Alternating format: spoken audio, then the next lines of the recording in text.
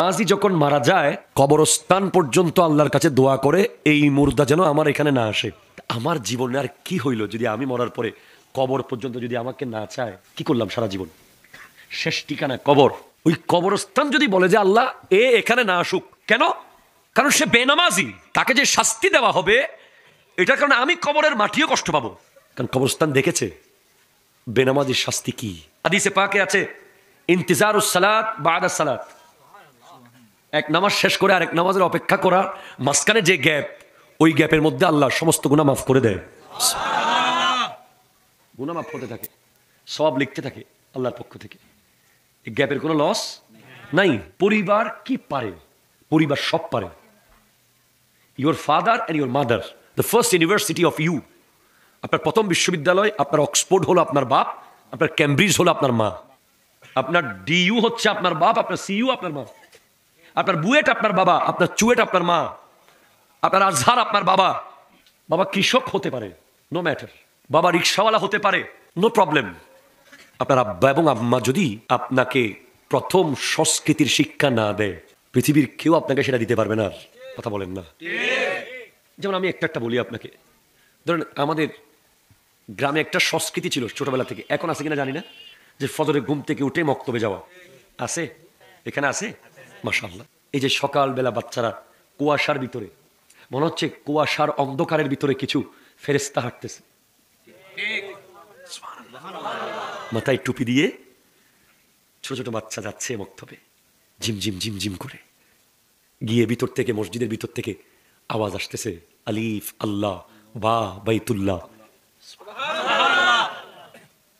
কিন্তু এই সংস্কৃতি যেদিন বিলুপ্ত হয়েছে, যেদিন থেকে সকালবেলার সংস্কৃতি হয়ে গেছে সিএটি ক্যাট, ক্যাট মানে বিড়াল, ডিওজি ডগ, ডগ মানে কুকুর। কথা বলেন?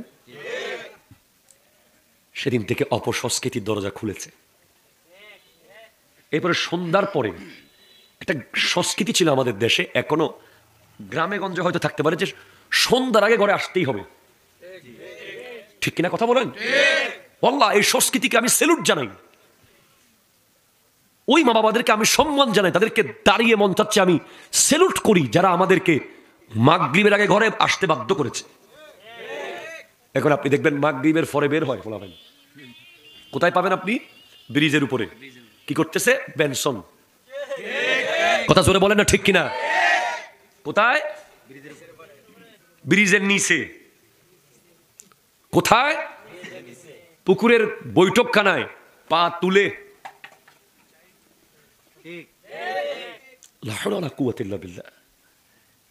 কি হয়ে গেছে এই প্রজন্মের?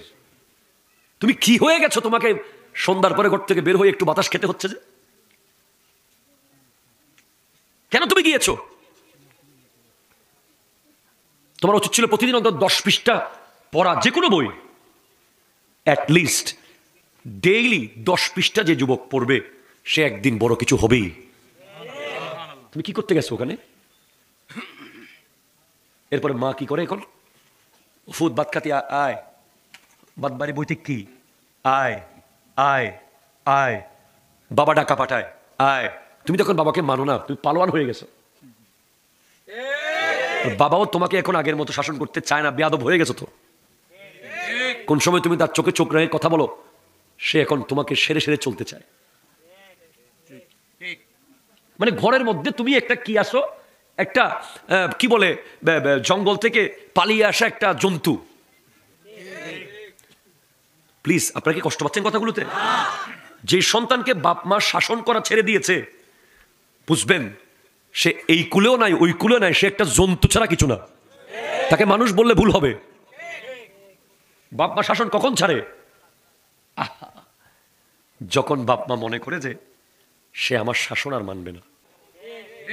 বাবা মার মনে এই কথা আসার আগে যে আমার এই ছেলে আমার শাসন আর মানে না।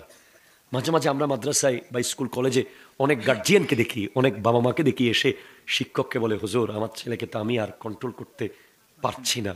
এই কথা যখন বাপ মা বলে, তখন আমার মনে হয় ওই ছেলের আসলেই বেঁচে থাকা অধিকার সে হারিয়ে ফেলেছে। কারণ যার বাপ মা তার উপর থেকে সম্পূর্ণ দায়িত্ব ছেড়ে দিয়েছে, আল্লাহ এবং রসুল তার উপরে নারাজ নারাজ নারাজ। সে পরিবারের বোঝা, সমাজের বোঝা, দেশের বোঝা, রাষ্ট্রের বোঝা।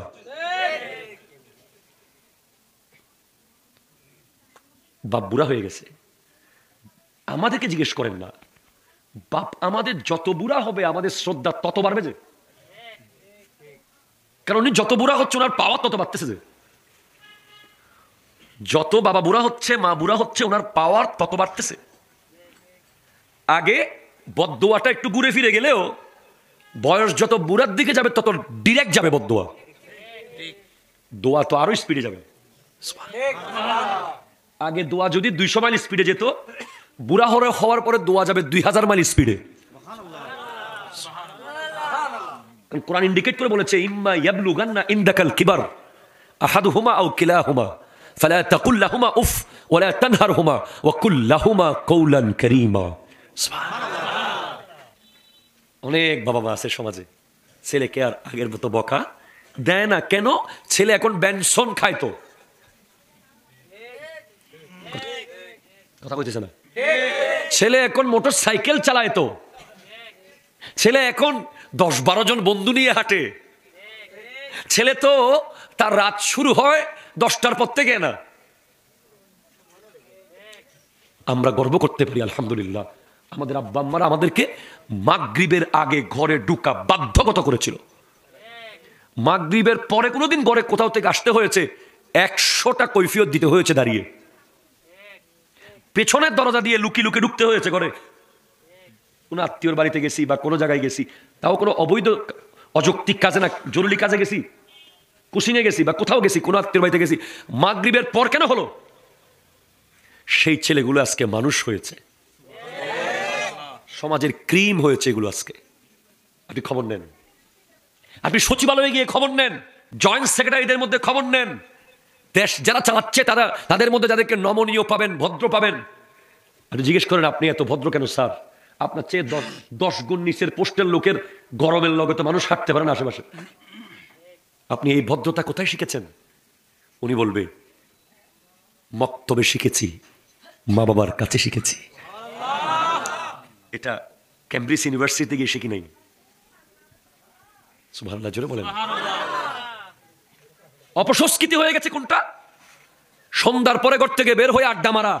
অপসংস্কৃতি রোধে পরিবারের প্রথম দায়িত্ব হলো ফজরের টাইমে বা সন্তানকে এনি হাও, রাতে 3টা বাজে ঘুমাক, 5টা বাজে ঘুমাক, তাকে ঘুম থেকে তুলে দেওয়া।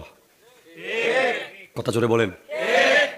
2 ইম্পর্টেন্ট, সন্তানকে এনি হাও সন্ধ্যার ভিতরে ঘরে প্রবেশ করা বাধ্যগত করা। হ্যাঁ, জরুরি কাজে, জরুরি অনুষ্ঠানে, জরুরি প্রয়োজনে সে যাবে, তবে সে নিজের সিদ্ধান্ত নেবে না, সে অ্যাপ্লিকেশন করবে আব্বার কাছে, মৌখিক অ্যাপ্লিকেশন, আব্বা আমার আজকে সন্ধ্যার পরে অমুক জায়গায় একটু যাওয়ার দরকার পড়তো। সে কখনো যেন নিজে ইচ্ছা মতো যেতে না পারে। বাবা মাকে সেরকম অ্যাডমিনিস্ট্রেশন মজবুত রাখতে হবে। লুজ অ্যাডমিনিস্ট্রেশন হয়ে গেলে সন্তান নিজে নিজে বের হয়ে চলে যাবে। একদিন যাচ্ছি বলবে, আরেকদিন পরে আসবো বলবে, আরেকদিন দেখবেন সন্তান আর বলবেই না। ঠিক কিনা? কথা জোরে বলেন। তাহলে প্রথম হলো ফজরে ডেকে দেওয়া, পরিবারের দায়িত্ব। সেকেন্ড কি? সেকেন্ড দায়িত্ব কি বললাম? সন্ধ্যার আগে ঘরে ঢুকা। এই দায়িত্ব কার? আরো জোরে বলেন, আরো জোরে। গুরুত্বপূর্ণ। 3 নম্বর খুবই গুরুত্বপূর্ণ, ঘরের মধ্যে ইসলামিক মজলিস করা। কি মজলিস? যেভাবে আপনি ফুটবল খেলা দেখার জন্য মজলিস করেন না একটা, আগে হয়তো বাংলা সিনেমা দেখার জন্য, আলিফ লাইলা দেখার জন্য, কথা বলে না, এই কথা বলে না, সাদা কালো টিভিতে মানুষগুলো এভাবে বাঁকা বাঁকা হয়ে যায়, ঝিলঝিল ঝিলঝিল ক্রিকেট, বাংলা সিনেমা, তারপরে কি আলিফ লাইলা, দেখার জন্য যেভাবে পাড়া প্রতিবেশী সবাই, যার ঘরে টিভি, তার জানালা দিয়ে, তার দরজা দিয়ে, তার পাকঘর দিয়ে, ঠিক কিনা বলেন বলেন বলেন, ওরকম আপনি ইসলামী মজলিস করেন ঘরে। বর্তমানে কি হয়, কোপা আমেরিকার ফাইনাল, বিশ্বকাপ ফুটবলের ফাইনাল, আর্জেন্টিনার খেলা, ব্রাজিলের খেলা, পাকিস্তান আর ইন্ডিয়ার খেলা, কথা জোরে কর না ঠিক কিনা, সবাই মিলে যেভাবে বসেন, ওরে টান টান উত্তেজনা, এক হাতে সোনাসুর আর এক হাতে চিপস, এদিকে কোক, ওইদিকে বলে সোনামুড়ি কই আসতেছে, আবার অনেকে বিরিয়ানিও করে ফেলে বলে। আপনি কি জবাব দেবেন আল্লাহর কাছে গিয়ে? আপনি যদি বিরিয়ানি বানিয়ে ইসলামী মজলিস বানাতেন, অর্থাৎ ঘরে সবাই যারা একে অপরকে দেখা দিতে পারে, নারী পুরুষ, তারা সবাই বসবে, জায়েজ যাদের সাথে সামনে যাওয়া, বউ, স্বামী, কন্যা, পুত্র, নাতি, পতি সবাই নিয়ে বসেন, সিদ্দিক আকবরের জীবনী পড়েন, খাবার থাকবে, মজার মজার খাবার হবে, 2-3 পৃষ্ঠা একজনে পড়ার পর আরেকজন নিবে হাতে পড়বে। ফারুক আজমের জীবনী, ওসমান নুরাইনের জীবনী, আমার নবীর গোটা জীবনীটা শেষ করে দেন আপনি ঘরে বসে বসে। আপনি আমার নবীর জীবনী গ্রন্থটা পুরো খতম দেন, অথবা এমন করেন কোরআনের একটা তাফসির নেন বাংলা, কানজুল ইমান নেন, 2 লাইন 2 লাইন আয়াত অনুবাদ, উনি 2 লাইন ইনি 2 লাইন ইনি 2 লাইন, এভাবে প্রতি সপ্তাহে একবার যদি ঘরে ইসলামী মজলিসের ব্যবস্থা হয়, অপসংস্কৃতির কবর হয়ে যাবে, ঠিক কিনা কথা জোরে বলেন।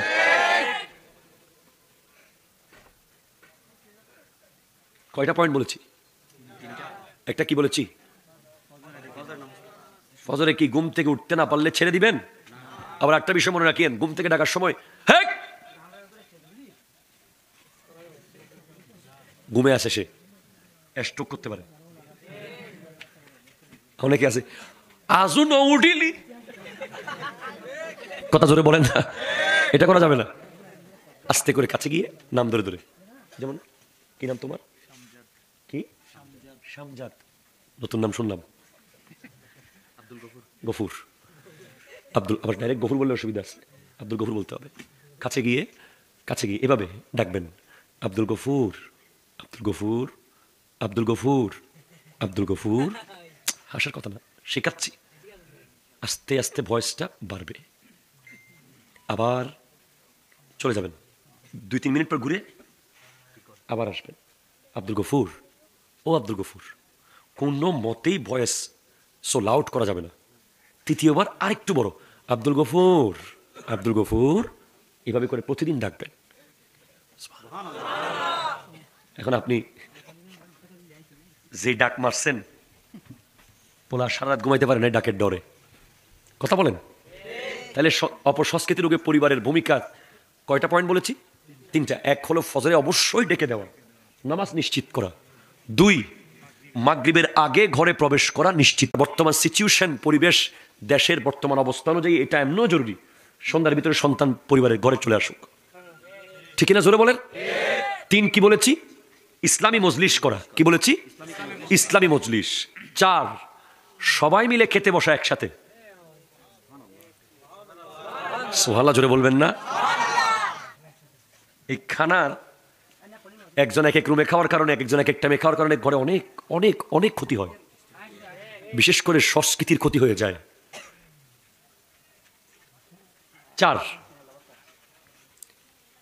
কিছু মনে করবেন না, মেহেদি অনুষ্ঠানের নামে যা হয়, বিয়ের নামে যা হয়, এগুলো কি সংস্কৃতি না অপসংস্কৃতি? আপনারা মানেন তো বিষয়টা? এটা আগে নিজে মানেন, যেটা গুনাহ, এটা হারাম, এটাকে আমরা এখন ইউজ টু করে ফেলেছি। এটা বোধহয় জায়েজ মনে হয়, কোরআন হাদিসে কোনো কোনায় কানসাই বোধহয় আছে না। যত বিষয় ইসলামে ইহুদি খ্রিস্টানদের, পাশ্চাত্যের কালচার ঢুকেছে, এগুলো আপনি লিস্ট করেন। 4 নম্বর পয়েন্ট কি? আপনার পারিবারিক জীবনে, আপনার সামাজিক জীবনে, আপনার লাইফে যতগুলো ওয়েস্টার্ন কালচার প্রবেশ করেছে, আপনার ড্রেসে, আপনার মাথার চুলে, আপনার খাবারের স্টাইলে, আপনার কথা বলার মধ্যে, আপনার জীবন আচারের মধ্যে, এগুলোর একটা লিস্ট পরিবারকে বসে করতে হবে। ধরেন লিস্টের মধ্যে 1 নম্বর আসছে চুল। কি আসছে? চুল। বাবা মার দায়িত্ব হচ্ছে নিজে সেলুনে গিয়ে দাঁড়িয়ে থেকে চুল কেটে দেওয়া। কথা জোরে বলেন। আপনি সন্তানকে কেন অনুমতি দিয়েছেন নিজের চুল নিজে কাটার? সে 3 বার যাবে, 3 বার বাটপারি করে আসবে। প্রথমবার সে এদিকে চেঁচে দিয়েছে, এদিকে গেঁথে দিয়েছে, পরের বার তাকে আবার ধাক্কা মাক্কা দিয়ে পাঠাইলেন, পরে গিয়ে সে আবার আরেক ডিজাইন করছে। আমি কি জানি, কি বলে আমি কি জানি, সেলুনাকে বলছিলাম, সে তো কথা শুনে নাই। আমি বলছিলাম তো ঠিক করে দিতে, না, আপনি দাঁড়িয়ে থেকে ব্যথাতে নিয়ে একদম চুপচাপ বলবেন যে পুরো মাথা এক্সারসাইজ করে দাও। কথা বলেন না ঠিক কিনা? আমি আজকে আমার একটা ছাত্রকে বলেছি, একটা চুলের কাটিং একটা ছেলের A+ মিস করাইতে পারে। একটা চুলের কাটিং একটা ছেলের গোল্ডেন GPA 5 মিস করিয়ে দিতে পারে। কারণ যে ছেলে ম্যাট্রিক পরীক্ষার্থী, যে ছেলে ইন্টার পরীক্ষা দেবে, যে ছেলে কোনো ইউনিভার্সিটির ভর্তি পরীক্ষা দেবে, সে যখন চুলের মধ্যে অনেক বেশি ফ্যাশনেবল চুল কেটেছে, সে তার লাইফে তার প্রতিদিনের সময়ে মিনিমাম 1 থেকে 2 ঘন্টা চুলে ঠিক করতে করতে চলে যাচ্ছে। কথা কয় না? এখন যার মাথায় চুল ডিজাইন করার কিছুই নাই, সে মাথার চুল নিয়ে টেনশন করার সময় নেই, সে ওই সময়টা পড়বে। একটা মাথার চুল একটা ছেলেকে ইসলাম থেকে অনেক দূরে নিয়ে যেতে পারে। কেমনে? ধরেন যাদের মাথার চুলের মধ্যে অতিরিক্ত ফ্যাশনেবল বিভিন্ন রকম, এই যে আছে না আমাদের যুবক, এখানে অনেক আছে, অনেক এখানে আছে, দেখবেন এদিকে মানে এটাকে কি বলে যে গোডাউন আর শোকেস এক না, আর কি শোকেস একরকম, গোডাউন আর একরকম। মনে হবে দূর থেকে এদিকে মনে মাথায় মনে চুলটুল নাই, খুলে দেখবেন বিশাল ঝাগড়া বের হয়েছে। এই চুল ওয়ার্ল্ডের শ্রেষ্ঠ অপসংস্কৃতি, ব্যাড কালচার আমাদের সমাজে প্রবেশ করেছে, ঠিক কিনা কথা বলেন? এই চুল আপনার কি ক্ষতি করলো দেখেন? আপনার সময় নষ্ট করতেছে 1, 2 আপনার টাকা নষ্ট করতেছে, কারণ আপনার চুলের ডিজাইন করতে গিয়ে আপনাকে কিছুদিন পর সেলুনে যেতে হচ্ছে। এখন আপনি সবসময় একই সাইজ চুল কেটেছেন, আপনার চুল বহু লম্বা হয়ে গেল, কোনটা সব তো একই সাইজ। এই চুল আপনাকে টুপি পরতে দিচ্ছে না, টুপি পরতে দিচ্ছে না। অনেক মাদ্রাসার ছাত্রদেরকে আমরা দেখি টুপি নিয়ে আসে পকেটে, ক্লাসে ঢুকার আগে কোনো মতে রুটি টুপিটা দেয়। কি টুপি? রুটি টুপি। রুটি টুপি মানে নরমটা আর কি, যাতে পকেটে ঢুকাতে খুব ইজি হয়। আবার ক্লাস শেষ করে যাওয়ার সময় টুপিটা পকেটে নিয়ে চুলগুলো দেখিয়ে চলে গেছে। সে কি কোনোদিন আলেম হবে? কশ্চিন কালেও হবে। দুনিয়া উল্টে যাবে যে সে আলেম হবে না। যে ব্যক্তি এখনো মাথায় টুপি দিতে পারে না, সে কি আলেম হবে? তার কি ইসলাম? এখন কি লাভ করলো চুল আপনার? আপনার মাথায় টুপি দিতে দিল না, বারবার আপনার হাত চলে আসতে, টুপিটা ধরতেছে পকেটে ঢুকাইতে, বারবার হাত চলে আসতেছে, টুপিটা পকেটে ঢুকাই ফেলতে চাচ্ছে। এই যে আমার ক্যামেরাম্যান মুন্না অল টাইম টুপি দিয়ে রাখে, একজন হুজুরের মতো, খুব ভালো লাগে আমার। টুপি দিলে একটা মানুষের সম্মান 10 জনের ভিতরে বেড়ে যায়। 10টা মানুষ এক জায়গায় দাঁড়িয়ে আছে, ওখানে একটা মানুষের মাথায় টুপি আছে, আপনি ওই 10 জনের সাথে বিহেভ করবেন এক স্টাইলে, আর যে টুপি মাথায় আছে তার সাথে আপনার বিহেভ নরম হয়ে যাবে, ভদ্র হয়ে যাবে। কথা জোরে বলেন ঠিক কিনা? আমাকে যদি আপনি বলেন টুপি ছাড়া এখান থেকে শহরে যান, আমি বলবো 10,000 টাকা আপনি রাখেন, আমাকে টুপি ছাড়া যেতে দিন না। আমাকে যদি আপনি বলেন যে হুজুর আপনার দাড়িগুলো কেটে দেন এক পুজে 10 লাখ টাকা দিব, খোদার কসম 10 লাখ টাকা নিব না, দাড়ি কাটতে দিব না। কেন? কারণ এই টুপি আর এই দাড়ির মধ্যে কি ইজ্জত, এটা আমি জানি। আপনি মানুষকে টাকা দিয়ে সালাম দেওয়াতে পারবেন, সালামটা এখান থেকে আসবে না, এটা টাকার সালাম, এটা মেজবানের সালাম, ওটা বিরিয়ানির সালাম, ওটা সমুসা আর 1 কাপ চা সালাম। কিন্তু একজন মানুষ দাড়ি আর টুপি দিয়ে যখন হেঁটে যায়, তাকে অন্য মানুষ সালাম দিয়ে দেয়, সেটা হলো হৃদয়ের সালাম। এই চুলের কাটিং হাজার হাজার যুবকের মাথা থেকে টুপি খুলে ফেলতে বাধ্য করেছে। Bad culture. বাবা মার সন্তানের ড্রেস কোড দেখতে হবে, সে কি পড়তেছে, তার ছেলে কি ড্রেস পরে। প্যান্টের মধ্যে শালীন প্যান্ট আছে, আর কিছু কাপড় আছে কিয়ামতের আলামত, কাপড় পরেও ল্যাংটা মনে হয়। কথা জোরে বলেন না। এমন প্যান্ট ঢুকাইছে, কেমনে বের করে কেমনে আল্লাহ জানে। মনে হয় মেশিন আছে বাসায়, মেশিন দিয়ে টেনে বের করে আবার বোধহয় মেশিন দিয়ে ঢুকায়, কারণ দেখলে বোঝা যায় এই প্যান্ট পরা তো কঠিন ব্যাপার, এটা যুদ্ধের মতো। আমরা কত আরাম, কথা বলে না ঠিক করে, কথা বলে না। জুব্বা পরে ফেলছি, ভিতরে লুঙ্গি একটা পশ্চিমা ঢাবা, মাঝে মাঝে পায়জামা আছে, কি আরাম। এখন আপনি এই জিন্সের প্যান্ট এত টাকা দিয়ে কিনলেন, পরতে এক হাসর, খুলতে আরেক কিয়ামত। আর এই প্যান্ট পরে না বসতে পারতেছেন, না প্রস্রাব করতে পারতেছেন, না পায়খানা করা তো অসম্ভব মনে হচ্ছে। আমি জানি না করতে পারে কিনা। কিভাবে করবেন? কি করলেন আপনি? Bad culture. এই প্যান্ট কি করলো? এই প্যান্ট পেট্রোল পাম্পের মধ্যে দাঁড়িয়ে প্রস্রাবখানা বানাইলো। আপনারা জানেন না সেটা? বিভিন্ন হোটেলের রেস্টুরেন্টে আপনি দেখবেন, দামি দামি রেস্টুরেন্টে এখন দাঁড়িয়ে প্রস্রাব। কেন? ইসলাম কি দাঁড়িয়ে প্রস্রাব করতে অনুমতি দিয়েছে আপনাকে? দাঁড়িয়ে প্রস্রাব একটা প্রাণী করে, আমি নাম বলতে পারতেছি না এখানে, লজ্জা লাগতেছে আমার। এখন আপনার দোষ তো নাই। ওই যে প্যান্ট, ড্রেস, ওটা আপনি যখন থেকে পড়া শুরু করেছেন আপনি বাধ্য হয়েছেন দাঁড়িয়ে প্রস্রাব করতে। আর দাঁড়িয়ে প্রস্রাব করে আপনি কি করলো? নবীজির বসে প্রস্রাবের যে সুন্নাহ, এটাকে শেষ করে দিল আপনার জীবন থেকে। একটা সুন্নাহ শেষ। এরপর কি করলো? আপনাকে কিডনি রোগী বানিয়ে ফেললো।